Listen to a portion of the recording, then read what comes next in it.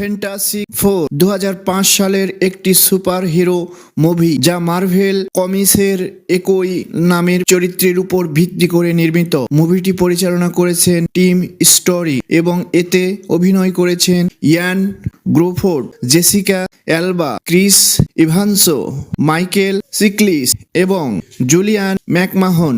Doctor read research একজন মেধাবী বিজ্ঞানী। তিনি মহাকাশে একটি গবেষণা মিশনের পরিকল্পনা করেন। তার বিশ্বাস, মহাজাগতিক বিকরণ মানব বিবর্তনের গোপন চাবিকাঠি ধারণ করে। গবেষণার জন্য তিনি তার বন্ধু বেন গিম, সাবেক প্রেমিকা সুই স্ট্রম এবং তার ভাই জনি স্ট্রম এর সাহায্য নেন।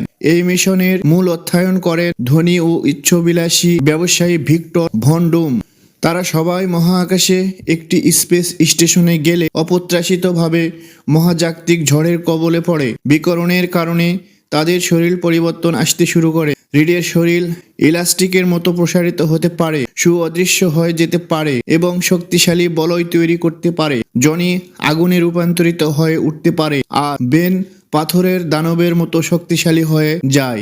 এই পরিবর্তনের পর তারা একসঙ্গে ফ্যান্টাসিক ফোর নামে পরিচিত হয় এবং নিজেদের শক্তি নিয়ন্ত্রণ করতে শিখে। অন্যদিকে ভিক্টর বন্ডম বিকরণের শিকার হয়, তার শরীরে ধাতব হয়ে যায় এবং সে বিদ্যুৎ নিয়ন্ত্রণ করতে পারে।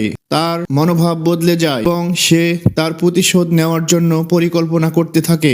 ডুম তার ব্যবসা এবং ক্ষমতা হারানোর পর ফ্যান্টাস্টিক ফোরকে ধ্বংস করার জন্য ষড়যন্ত্র শুরু করে। সেই বেন গিমের দুর্বলতাকে কাজে লাগিয়ে রিডের উপর বিশ্বাস হারাতে বাধ্য করে এবং ধীরে ধীরে তার শত্রুতে পরিণত হয়। শেষ পর্যন্ত ভিক্টর তার পূর্ণ শক্তি ব্যবহার করে নিউ ইয়র্ক শহরে তাণ্ডব চালানোর চেষ্টা করে, কিন্তু ফ্যান্টাসিক ফোর একত্রিত হয়ে তাকে পরাজিত করে। শেষ দৃশ্যে ভিক্টরকে পরাজিত করে একটি ধাতব কফিনে বন্দি করে ল্যাটভারিয়ায় পাঠানো হয়, যা ভবিষ্যতে ভিকুয়েলের জন্য ইঙ্গিত দেয়। আর রিড ও সু বিবাহ বন্ধনে আবদ্ধ হওয়ার পরিকল্পনা করে। জনি তার জনপ্রিয়তা উপভোগ করে আর বেন তার নতুন রূপের সঙ্গে মানিয়ে নেওয়ার চেষ্টা করে। এই মুভিটি মূলত ফ্যান্টাসিক ফোরের জন্ম কাহিনী তুলে ধরে, যেখানে তারা কিভাবে সাধারণ মানুষ থেকে সুপার হিরোতে পরিণত হয় এবং কিভাবে প্রথমবারের মতো তাদের শত্রুর বিরুদ্ধে লড়াই করে সেটাই বুঝিয়েছে।